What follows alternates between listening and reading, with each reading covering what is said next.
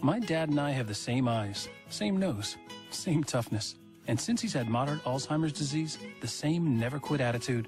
That's why I asked his doctor about once-a-day Namzaric.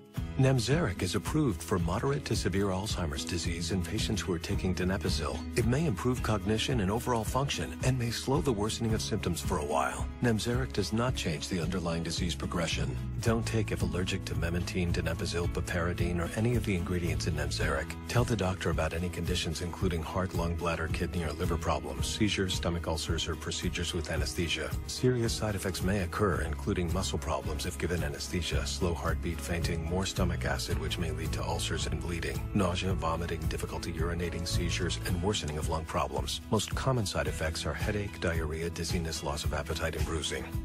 Dad and I shared a lot of moments. Now we're making the most of each one. Ask about Namzaric today.